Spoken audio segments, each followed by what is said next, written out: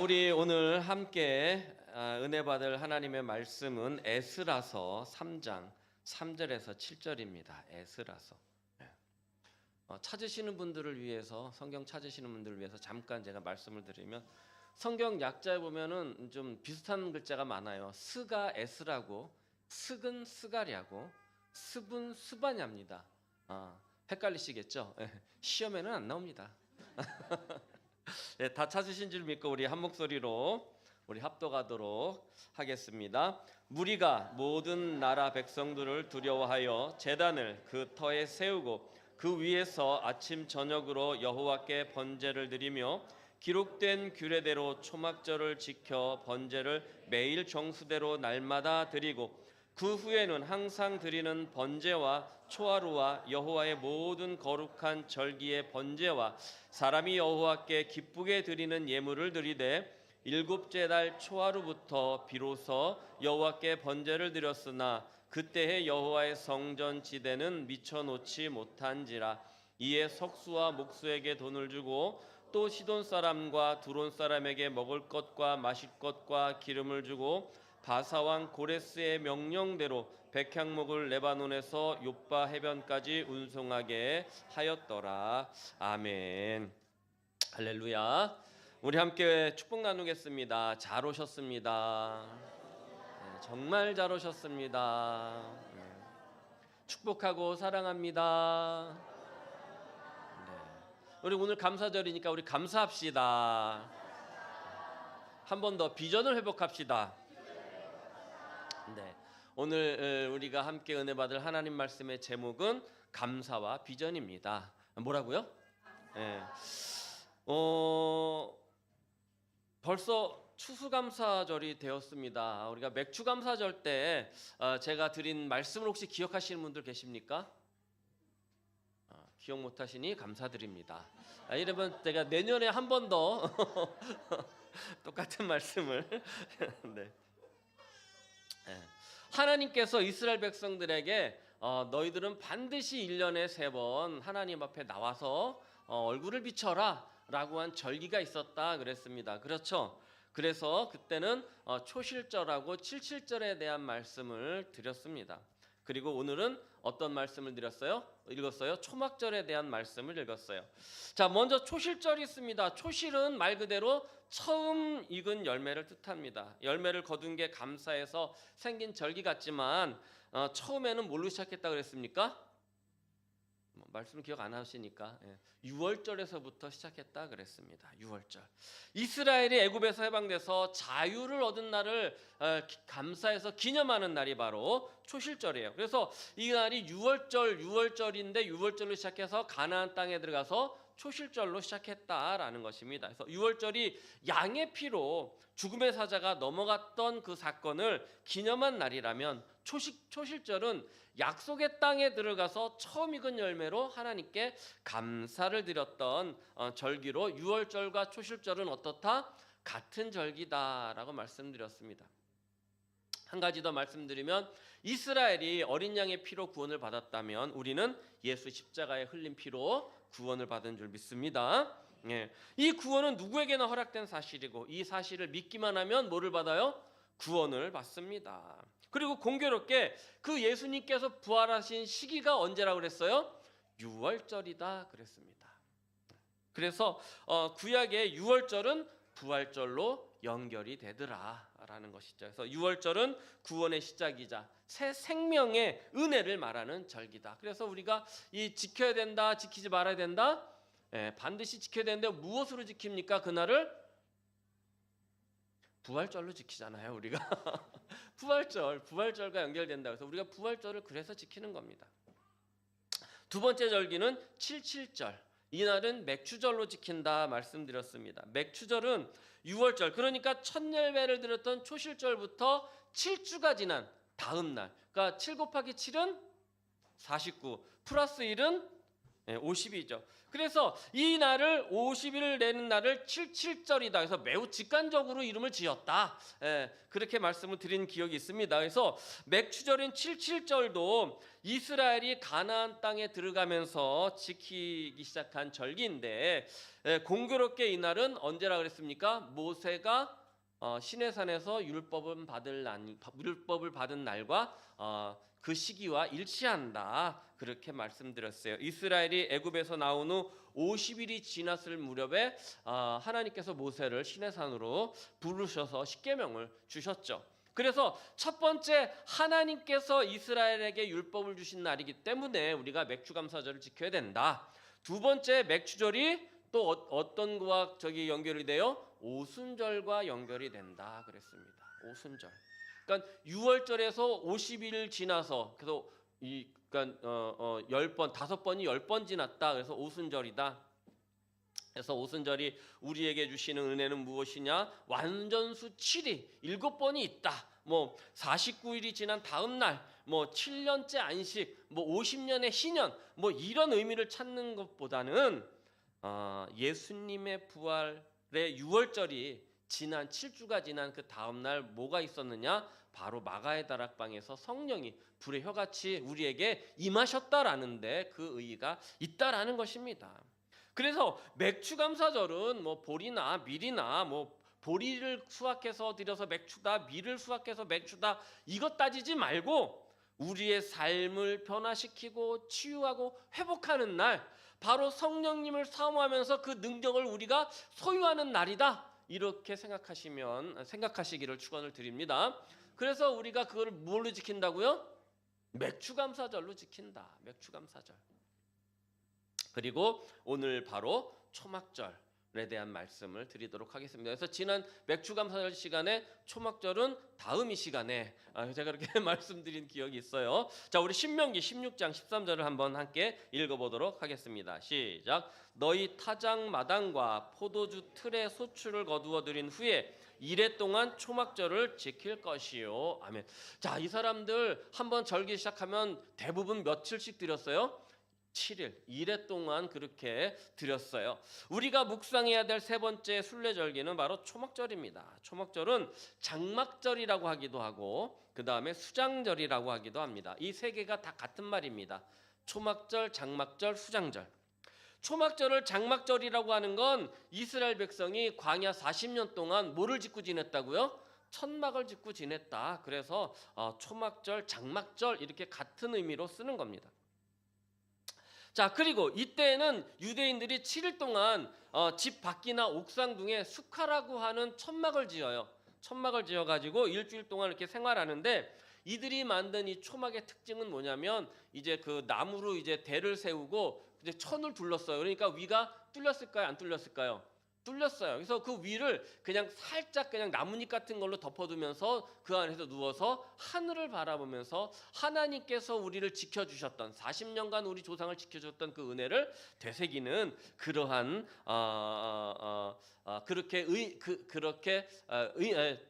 죄송합니다. 그렇게 상기했다. 그래서 기념했다라는 것입니다. 또 이 절기를 수장절이라고 하는데 말 그대로 수장은 수확해서 저장한다라는 그런 뜻을 가지고 있어요. 곡식을 저장한다라는 것은 어떤 의미가 있느냐? 내년의 양식을 준비한다라는 그런 소망이 있는 겁니다. 영적으로는 임마누엘의 소망과 새로운 은혜를 기대하는 의미인 것이죠. 그래서 우리에게는 새로운 비전을 품자라는 그런 의미로 다가오게 되는 것입니다. 그래서 초막절은 무엇입니까? 우리에게 새로운 비전을 허락하시는 줄 믿으시기를 바랍니다. 그래서 우리 오늘 제목이 뭐예요? 감사와 비전인 거예요. 초막절은 우리에게 무엇을 주신다? 비전을 주신다. 그렇다면 그럼 다 좋아요. 다 좋아요. 초막절이 그래요. 그렇게 줬어요. 우리가 칠칠절도 그렇고 추실절도 그렇고 그렇게 다 그 의미를 살펴봤으니까 우리가 오늘 드리는 것을 초실절로 지켰어요? 추수감사절로 지켜요? 추수감사절로 지키죠. 그러면 추수감사절에 대한 그 의미 또한 우리가 살펴봐야 되겠죠. 아니면 그냥 넘어가고요. 성경의 절기와 추수감사절은 맥락이 달라요. 초막절이라고 하는 장막절, 수장절은 하나님께서 직접 제정하시고 지키라라고 명령하신 절기고, 추수감사절은 미국의 청교도들의 특정한 그 역사적 그 경험에 의해서 시작된 절기다라는 것입니다. 그래서 성경에 너희는 추수감사절을 지켜라 라는 그러한 말씀은 없습니다. 그렇다면 우리가 추수감사절을 지키는 이유가 무엇이냐라는 것이죠. 말씀을 통해서 그 의미를 살펴보고 함께 은혜를 나눠보도록 하겠습니다. 추수감사절은 원래 유럽의 추수감사 축제에서 유래를 찾을 수 있습니다. 하지만 개신교의 신앙과 결합해서 지금의 형태로 자리 잡은 것이 미국의 청교도 역사와 깊은 이런 연관이 있는데, 20세기 초에 영국은 아직 천주교의 잔재가 많이 남아있는 성공회가 국교로 이렇게 자리를 잡고 있었어요. 하지만 신앙의 개혁은 계속해서 일어났고, 침례교, 구세군, 감리교가 이렇게 주축으로 돼가지고 성공회에 반대하는 그런 세력들이 일어났어요. 이들을 국교에 반대한다 그래서 비국교도라 이렇게 불렀죠. 이렇게 성경적인 신앙생활을 하고자 모인 성도들을 뭐라 그러냐면, 저 성경의 순수한 뜻을 따라서 하자 그래서 그래서 퓨리탄이라고 이야기를 했습니다. 이 퓨리탄은 우리말로 뭐라 그러냐면 청교도다 이렇게 부르게 됩니다. 이 청교도들이 영국의 성공회, 이 국교도인 성공회 사람들한테는 눈의 가시였어요. 그래서 뭐 하게 됩니까? 핍박하게 됩니다. 그래서 아예 출생 증명도 떼어주지도 않고, 그 다음에 모든 행사에서 제외하고, 막 가서 그냥 그 마녀 사냥을 해가지고 막 사람을 잡아다 죽이고, 이렇게 한 일들이 벌어지죠. 그래서 1620년에 마침내 이들이 이 신앙의 독립을 하고자 메이플라워 제가 발음이 오늘 안 되는지 모르겠습니다. 메이플라워호를 타고 북미로 건너가게 됩니다. 그렇게 북미로 건너간 그 청교도들이 첫 해를 나는데, 영국의 겨울과 그곳의 겨울은 너무 틀렸다라는 것입니다. 영국의 겨울처럼 생각했다가 큰 코를 다치게 돼서 그 가던 해에 많은 사람이 죽습니다. 많은 사람이 죽어. 그 해를 넘기지 못하고, 그리고 그 다음 해에 그 원주민들의 도움을 받아가지고 이제 새로운 이제 그 경작을 하게 되는데, 그 경작을 하고 가을에 1921년에 가을에 많은 수확을 거두고, 그 수확을 거둔 것과 또 원주민들을 같이 함께해서 감사의 예배를 드린 것이 바로 추수감사절의 시초가 되었다. 그렇다면 목사님, 우리가 굳이 추수감사절을 지켜야 됩니까? 라고 저한테 반문하실 수도 있어요. 그렇죠. 성경적이지 않으니까. 자, 그렇다면 우리가 안 지킵니까? 왜 지켜야 되는지를 제가 말씀을 드리도록 하겠습니다. 개신교, 특히 청교도의 신앙에 영향을 받은 교회들은 추수감사절을 청교도의 기념일이라고 하지 않고 신앙의 절기로 지키는 겁니다. 그러니까 우리도 감사절을 청교도의 기념일이라 생각하지 마시고 신앙의 절기로 받아들여야 된다라는 것입니다. 감사절은 오늘 우리가 살펴본 초막절, 장막절, 이 수장절의 의미를 이어받았다라는 것입니다. 그래서 우리 하나님께서 우리를 지켜주시고 인도해 주신 그 은혜에 감사드리고, 그 다음에 또 새롭게 씨 뿌린 것에 대한 것을 거둬들인 것에 대해서 그것을 저장하면서 새로운 미래에 대한 것을, 비전을, 소망을 품게 하시는 그것에 감사드리는 절기가 바로 추수감사절이다. 그러니까 이 초막절과 추수감사절의 의미는 같다 틀리다? 같다라는 것입니다. 그래서 우리가 추수감사절을 지키는데 이것을 초막절의 의미를 이어받아 가지고 그렇게 지키는 줄 믿으시기를 바랍니다. 그래서 우리도 1년 동안 베푸신 하나님의 은혜와 축복에 감사하고, 또 앞으로 지켜주실 은혜를 기대하면서 소망하면서 이 감사의 절기를 지키는 줄 믿으시기를 바랍니다. 그래서 추수감사절 이제부터 안 지켜가 아니라, 그러니까 더 지켜야 되는 그러한 귀한 절기인 줄 믿습니다. 이스라엘이 하나님 앞에 반드시 지켜야 할 새 절기가 초실절, 칠칠절, 초막절이라고 했는데, 초실절은 그 의미가 뭘로 같다고요? 유월절로 같고, 예수님의 부활로 이어져서 구원과 생명을 의미한다고 했습니다. 또 77절은 맥추감사절로 이어져 가지고 모세가 시내산에서 율법을 받은 시기와 같이 겹치면서 또 오순절의 절기와도 겹치면서 성령의 임재와 능력을 의미하는, 구약에서 그냥 말하는 그냥 넘어가도 될 그런 절기가 아니라 우리가 반드시 기억해야 해서 지켜야 될 그런 절기라고 말씀드렸어요. 그래서 초실절도 마찬가지, 초실절은 부활절로, 77절은 맥추감사주일로 지키는 것처럼 수장절, 초막절은 우리가 뭘로 지킨다? 추수감사절로 지키는다. 믿으시기를 바랍니다. 그렇다면 수장절인 초막절이 갖는 의미는 무엇이냐? 바로 다시 오실 예수님, 재림 예수를 기다리는 성도의 마음인 것입니다. 그래서 우리가 추수감사절을 지키는 거예요. 누구를 기다려요? 다시 오실 예수님, 재림 예수를 기다리는 성도의 마음, 바로 마라나타의 정신이다라는 것입니다.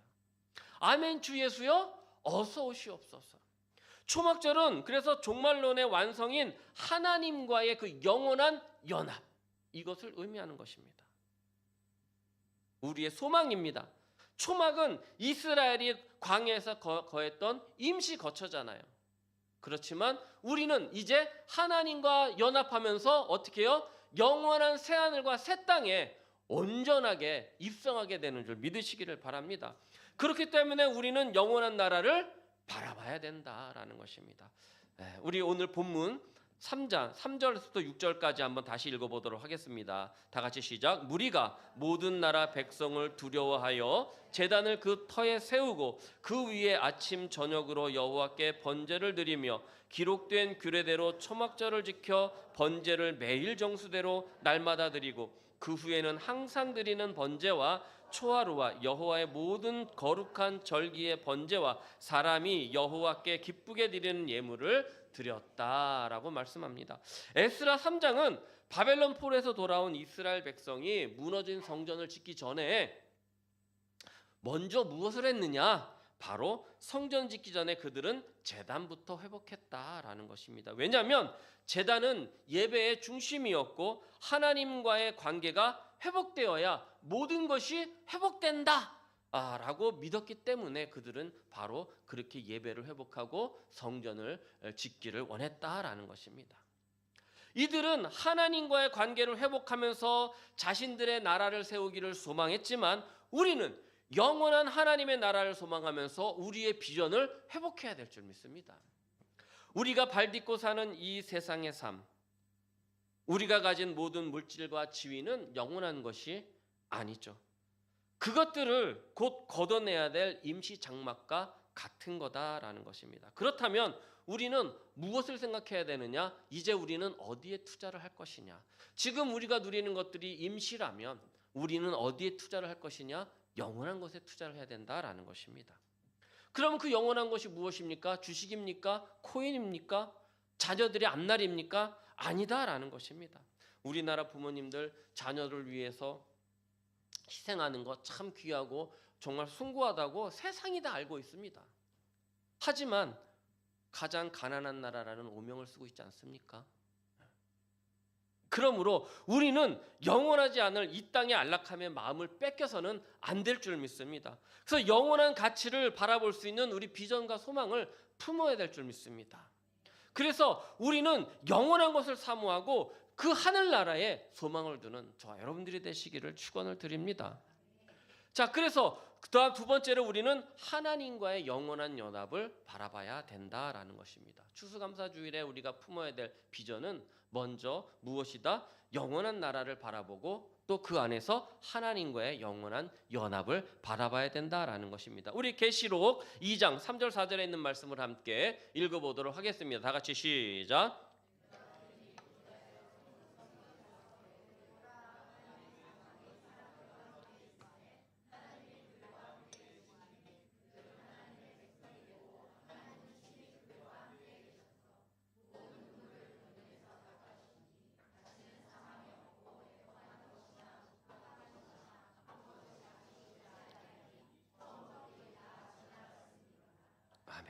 이 세상 삶은 눈물과 고통뿐입니다.